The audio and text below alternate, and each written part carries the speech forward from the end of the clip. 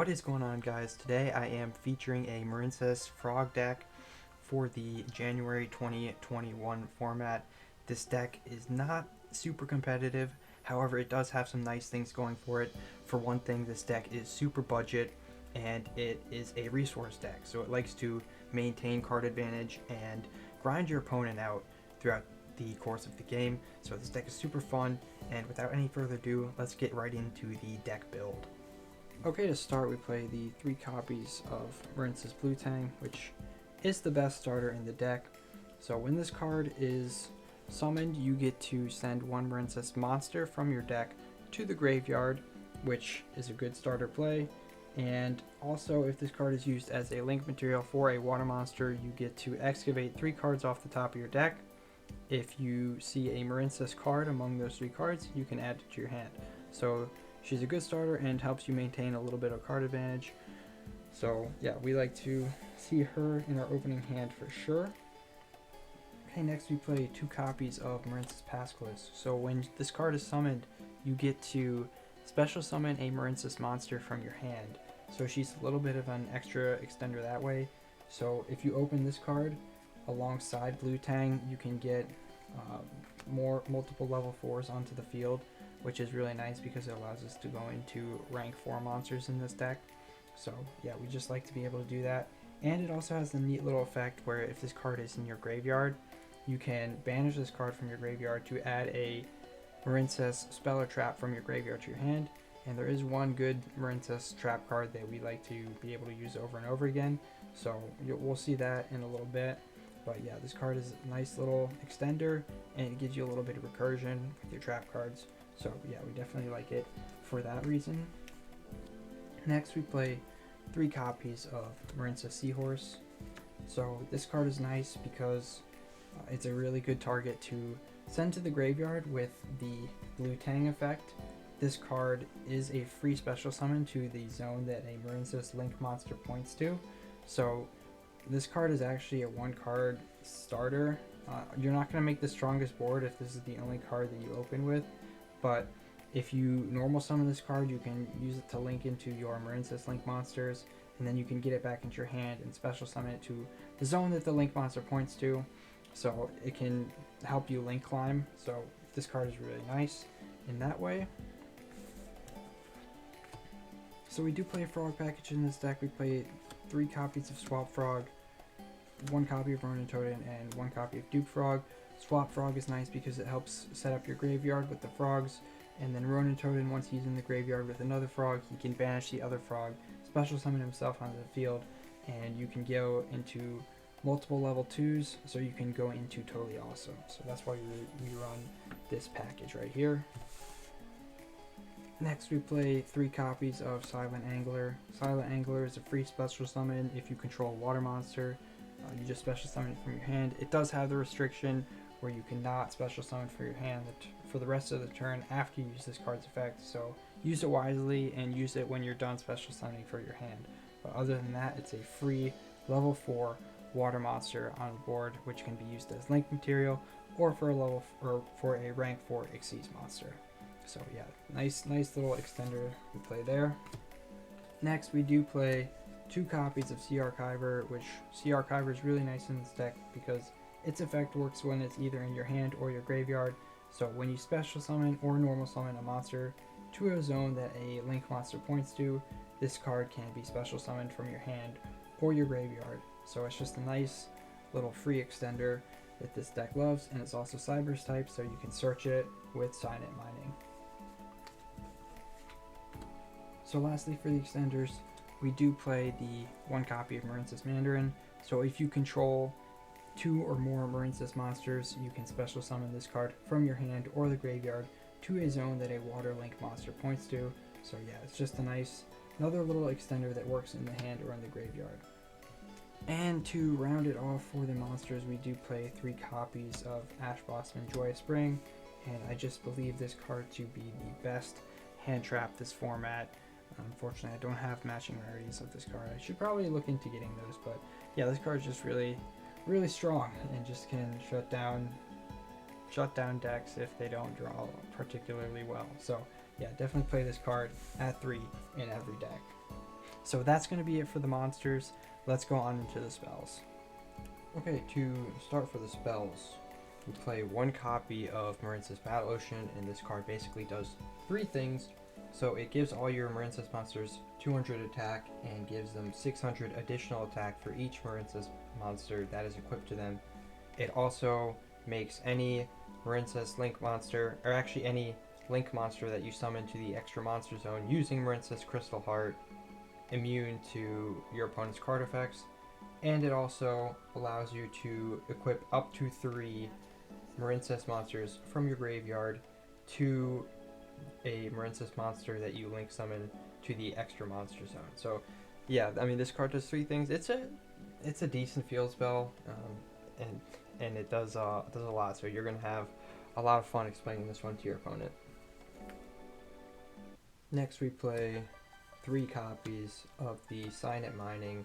So this card is just a really nice searcher. I mean, it can also set up your graveyard. All the Marinsas monsters are Cyberse monsters, and Siga Archiver is also Cyberse as well. So it can really get you into anything that you really need. And yeah, it's just a super nice card to have in here. So the next card we play in here is 2 copies of Pinpoint Landing. And I think this card is really interesting because it's sort of like Supply Squad, but I think it's a little bit better than Supply Squad. So basically, whenever you special summon exactly 1 monster from your hand, this card allows you to draw 1 card. And it's a once per turn effect, so you can't abuse it multiple times per turn. But it is a good little way to generate extra card advantage over time. This deck is very good at just summoning 1 monster from your hand at a time. So yeah, it's just a super easy way to cycle through your deck. On the first turn, it's not terrible because you're going to cycle with this card, but if this card sticks around for even longer, you're going to go plussing off of this card. So I like this. It's a cheap secret rare, and you actually might want to pick it up because one day it might be good. Then we play, to round it off for the spells, 1 copy of Called by the Grave. This card is sadly still at 1, and this deck does get pretty wrecked by hand traps sometimes, so, or most of the time, I'm going to be honest. So you really need something to help you out there, and Called by the Grave can help us a little bit. I just really wish we could play this card at more than 1 copy, but yeah, that's all we got to work with. Okay, so that's going to be it for the spells. Let's go ahead and move into the traps. To start for the traps, we play the triple copies of Marincess Wave. So this card is actually the only good Marincess trap card, I believe. I remember reading through all of them, and I was like, wow, these cards are bad. But this card is actually not bad. So if you control a Marincess Link monster, you can activate this card and negate the effect of one of your opponent's monsters. So it's like impermanence, but it gets better because if you control a Link Marincess monster. If you control a Link 2 or higher Marincess Link monster, you can make all your face-up Marincess cards unaffected by your opponent's card effects. So that's really nice. And if you control a Link 3 or higher Marincess Link monster, you can activate this card from your hand. So it's like impermanence, but if you have a Link 3 Marincess monster on the field, you can activate it from your hand even though you still have things on the board, and it's going to make all your Marincess monsters unaffected by your opponent's card effects. So yeah, we like this card a lot, and yeah, it's the only good Marincess trap card, so we're playing it. Then we play 3 copies of the Infinite Impermanence. So yeah, just another card just like Marincess Wave, more disruption on our opponent's turn. If we go second, going second, this card is a lot better than Marincess Wave because we can't activate Marincess Wave from our hand. So this card and Marincess Wave play similar roles, but they have advantages and disadvantages over each other. So yeah, Infinite Impermanence, pretty much the same job as the previous card, but it has some other applications as well. So next we play 2 copies of Paleozoic Dynamiscus, and this card is Honestly, not bad in this deck. You target one face-up card your opponent controls, you discard one card, and you banish that card. So it's a nice little disruption. It's not a negate, but the discard cost also isn't too big of a deal because this deck just pluses really hard and doesn't really lose card advantage on its first turn, at least.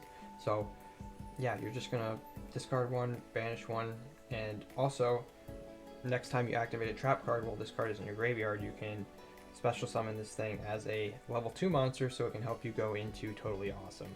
So yeah, nice little card there. Lastly, we play 3 copies of the Solemn Strike, and this card negates a special summon or negates a monster effect activation. So, and it's only 1500 life points, so yeah, it's just a nice little disruption as well that we play, and can really, a well-timed one of these can really screw your opponent over. So, Solemn Strike, fantastic card. Okay, so that's it for the main deck. Let's go on into the extra deck. To start for the extra deck, we play 2 copies of Marincess Blue Slug. This card is really good with your starters. So Marincess Blue Tang sends one from your deck to your graveyard, and Marincess Blue Slug adds a Marincess monster from your graveyard to your hand. So yeah, just using this in conjunction with your starters gets you whatever Marincess monster you want into your hand, which is nice. And this card also unfortunately locks you into water monsters for the rest of the turn. So yeah, that's what this card does. Then we play 1 copy of Marinsas Sea Angel. So basically this card just searches your field spell and it gives you an arrow pointing to the left. So usually you make this card underneath Blue Slug, and if you want to summon Marincess Mandarin at this point, if you have it in your hand or in your graveyard, you can just summon it to the zone that Marinsas Sea Angel points to, and of course you search your field spell, which is always important. So yeah, we play 1 copy of Marincess Cruel Anemone. So this card resurrects a Marincess monster from your graveyard, and it also adds you back a Marincess monster from your graveyard to your hand when this card leaves the field. So this one also helps you link climb and helps you maintain card advantage. So next we play 1 copy of Splash Mage. This card has a similar role to the Marincess Coral Anemone. This one revives a Cyberse monster in your graveyard and locks you into Cyberse monsters for your turn. So yeah, it's just another resurrection effect that we can make use of. It doesn't lock you into water monsters, so we can go into Avermax if we use this card as well. So next we play 1 copy of Marincess Crystal Heart, and honestly this card has an effect, but realistically 99.9% of the time I feel like you just make this card and use it in conjunction with Marincess Battle Ocean. So when you make this card, you go into another Marincess Link monster, and that Link monster will become unaffected by your opponent's card effects because you used Marincess Crystal Heart as one of the material for that monster, and you have the Marincess Battle Ocean on the field. So yeah, that's just an effect of Marincess Battle Ocean. But yeah, just play that card at 1. Next we play 2 copies of Marincess Marbled Rock. So this card allows you to maintain card advantage because you can use her effect to add back a Marincess monster in your graveyard back to your hand, and she also has the effect where if your opponent declares an attack, you can send 1 Marincess monster from your hand to the graveyard, and your monsters cannot be destroyed by battle, and you take no battle damage from that exchange. We play 1 copy of Marincess Wonderheart. So once per battle, this card can special summon one of the equipped Marincess monsters to the battlefield, and it also has the effect where if this happens, it cannot be destroyed by battle and you will not take any battle damage from that exchange. And also this card floats into a Link 3 or lower Marincess monster if this card is destroyed by an opponent's card. So yeah, this is a nice one to have once you're actually doing battle with this deck. You don't really need to make it on your first turn, but you can if you want to, and it'll provide somewhat of a challenge for your opponent to get over. Nothing in this deck is super impressive in terms of being difficult to get over, but yeah, this card is a nice one. Then we play one copy of Marinsas Great Bubble Reef. So once per turn during your standby phase, you can banish one water monster from your graveyard or face-up field to draw one card. Each time a monster is banished face-up, this card gains 600 attack until the end of the turn. And you can also send one water monster from your hand to the graveyard to special summon one of your banished Marincess monsters. So this card can help you out getting some advantage and gets you to be able to special summon your banished Marincess monsters. Then we play one copy of Avermax. So if you make it to turn 2 and you don't use Blue Slug's effect, so you don't lock yourself into water monsters, you can go ahead and make Avermax, and Avermax is a pretty nice card. It helps you beat over a lot of things, and when he gets removed from the field, he also shuffles one card on the field back into your opponent's deck. So I just really like this card. It's very budget now, and it's also in the Megatins along with like everything else in this deck almost. So yeah, just I like to play him, but he's not a necessity. For our Xyz, we play two copies of Totally Awesome. So Totally Awesome is a really fun card in this deck, and it's the reason why we play the frogs. So basically, once you go into him, he allows you to make the next one very easily, and he also provides you with a negate. And on top of the negate, he also allows you to set whatever card you just negated to your field. So this card is pretty unfair, not gonna lie, and I just really like it. I love the art too, so that's another plus. I just really love this card and looking for any excuse to play it. Play one copy of Bahamut Shark. So this is another way you can go into Totally Awesome, because you can detach one material from this card to special summon one rank 3 or lower water Xyz monster from your extra deck, and this card cannot attack for the rest of the turn. So this card just helps you go into Totally Awesome, and I just really like having the option to go into Totally Awesome with level 4s instead of the frogs, because sometimes it can be hard to open the frogs since we don't play, it's like not the main engine of this deck. So yeah, we just play one copy of Bahamut. Then we have Abyss Dweller. Abyss Dweller is a really, really strong card in the right matchups.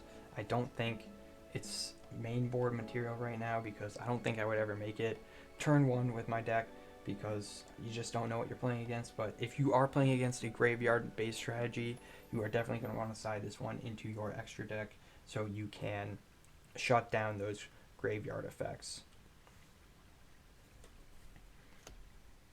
So to round it off for the extra deck, I am playing one copy of Divine Arsenal AA batteries, Zeus, the Sky Thunder. So I love this card. I don't even know if it's that good in this deck, but I just like to be able to put it on top of a Totally Awesome and clear my opponent's board that way. It's a super fun card. I don't really think it's that good. I mean, Axis Code Docker would definitely be better. I just don't have it. But yeah, I just really like Zeus.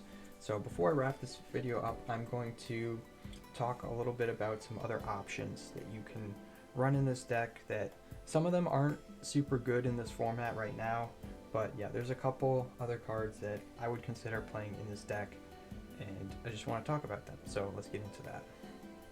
So for going second cards, obviously a card that I would put in this extra deck if I had it. Unfortunately, I moved my copies a little while ago when it was more expensive, and I haven't been able to get the copies back, but Evenly Matched. Definitely play 3 copies of Evenly Matched in the side deck for when you are forced to go second. It will help this deck out a lot. But other than that, we do have the Gizmek Okami, and this card is really interesting because if there are 2 or more monsters special summoned from the extra deck on the field, this card is a free special summon, and you can pay 1500 life points to destroy all monsters on the field that were special summoned from the extra deck. And he also has the effect where if he is sent to the graveyard by an opponent's card, you can banish 1 monster from your opponent's graveyard, then gain life points equal to its attack. So super interesting and unique card, and I definitely like having 3 of them in my extra deck, or my side deck, excuse me. Another neat side deck package is the Gizmek Uka and Barrier Stature of the Torrent. So Barrier Statue of the Torrent is just kind of like good on its own in this deck. Unfortunately, the format right now doesn't revolve around a lot of special summoning. It's more of a control format, so this card just kind of is useless against decks that put out a lot of trap cards, so that's why I'm not putting it in the main deck, and probably not even putting it in the side deck, but it could be good in the future. And Gizmek Uka was really good when Halki Fibrax was popular, because what you could do is when they summon the tuner from their deck, you special summon this card, and then you target the Halki Fibrax and special summon the Barrier Statue of the Torrent from your deck to stop them dead in the middle of their combo. So I used to like that in this deck, but not that many people are playing Halki Fibrax right now, so I definitely took it out of the main deck and the side deck. But it's something that I'm going to keep in mind going into the future. Another card that was good when Halki Fibrax was popular is Area the Water Charmer Gentle, because yeah, once they linked off Halki Fibrax and it was in the graveyard, if you make this card, you could summon back their Halki Fibrax to your field, and it's a link 2, and you could go into a link 4 with this card and that card. So yeah, this card, not that many water type monsters running around right now, so it's hard to utilize this one. So yeah, definitely not in the main or side, but keeping it in the backs of our mind. Then we have Goes in Match. Goes in Match basically says each player can only control one attribute of monster, and this deck, as you guys saw, it's practically all water monsters. So yeah, this deck will not be hurt by Goes in Match at all, but if there are decks out there that run multiple different attributes, then this card is really good because it kind of locks your opponent out of that. But yeah, this card not very good in the current format because lots of trap cards running around and lots of like Drytron, definitely all light monsters. So this card not that good, but keep it in the back of your mind. And lastly, Dark Ruler No More. This card is not super good in the current format. It'll probably be good in later formats, but yeah, this card just can really help you out if you are getting shut down from playing Yu-Gi-Oh! You can use this card and shut your opponent down so they can't stop you from playing Yu-Gi-Oh! This card is just not that good in the current format because it doesn't do anything against trap cards, and calamities can be activated before this card even has a chance to go off. So that's why I'm not putting it in the main deck. For the side deck, it could be useful, but I don't know. I mean, it's just not that great in the current format. So yeah, that's going to be it for the suggestions. So that's going to round off the video. I really hope you guys enjoyed this deck profile. Marincess is a super budget deck that if you still want to pick it up, it's still very cheap. The Megatins were very kind in the reprints for this deck because this deck was actually very expensive and kind of hyped up when it was released during Chaos Impact. It did not perform that well, so as a result, it's just super cheap, super fun, casual strategy, and a nice deck to overall just experiment with. And if you like decks that just focus on card advantage and playing out the games for a few turns, this is definitely a deck that I would look into. So with that, I'm just going to leave you with a peace out. Thanks for watching and have a nice day. Bye.